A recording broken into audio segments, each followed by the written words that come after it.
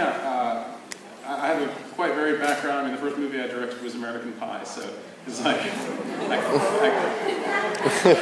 I'm not, like, I always work on serious subjects. I've been becoming more serious as things go along.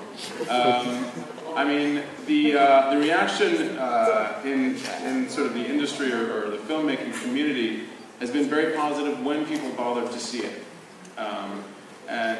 Hollywood is always going to care more about things that make more money. And the notion that they have of Hispanic audiences is, well, first of all, there's the fact, which is that Hispanic film goers buy, I think it's 20% of all tickets for the movies. They over-index, which is to say they go to more movies per capita than any other group that you could measure. But people believe in the studios that they won't go to films about their own communities. Now, when you're talking about that community, of course, it's widely varying. It's not just Mexicans, it's Dominicans, whatever, Cuban Americans, the list would go on and on. But there's $3 trillion of buying power. That power so far has not been fully brought to bear to make for a very diverse movie market. We tried with this one, but it's difficult to market a film about immigration to anybody, especially in the middle of the summer, when we opened against Transformers 3. But again, I have to thank the Academy, who recognized Demian, and in so doing, put this movie into prominence. And I think that Demian is now more likely to appear in a lot more films, and that means that there's another Hispanic movie star on the scene, which helps. Every little bit helps.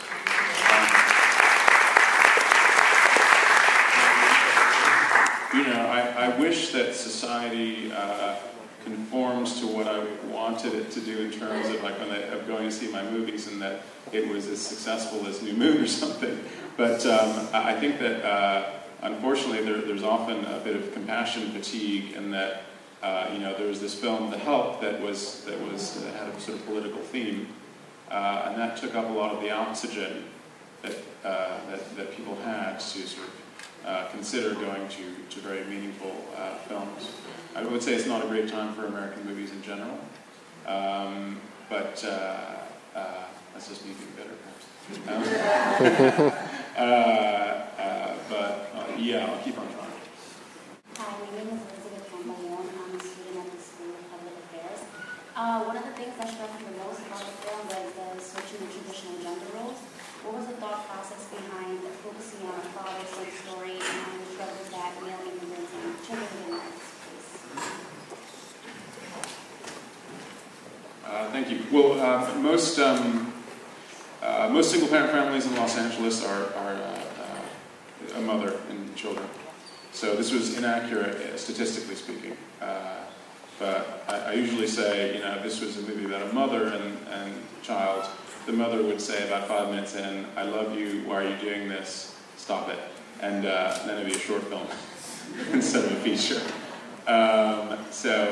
To me, first of all, the script that I received had a male protagonist, but it was interesting to see someone who's kind of started as a very macho character and very tightly wrapped, self-contained, go through this journey during which he learned to talk to his son and to tell his son that he loved him.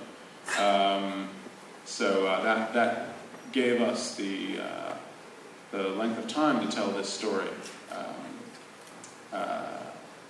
But there are other stories to tell about women who are very bravely keeping their families together. There are a lot of young people who are very informed and aware of these issues, but I think a lot of young people too who just want to sort of, if not fit in, they just want to live a normal life like anybody else, and get what television is promising them, which is kind of consumerist life in which they have a role, they have status. think that there often is a disconnect between immigrant parents and their citizen children, and a lack of respect sometimes for the sacrifices that the parents have made.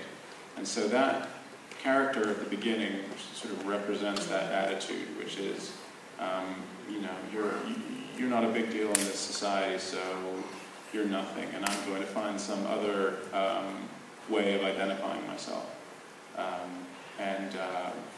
When those things are denied to them, those other possibilities, that's often when gangs come in. There's a form of identification that is the last one kind of available to them.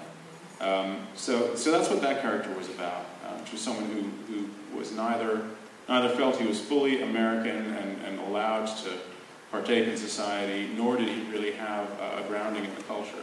And also considered that a very hardworking immigrant parent, if they're really working hard to keep body and soul together, they don't necessarily have time to be at home and set their kid on the straight path. And all other things being equal, that's the biggest difference between someone lapsing into criminality or not.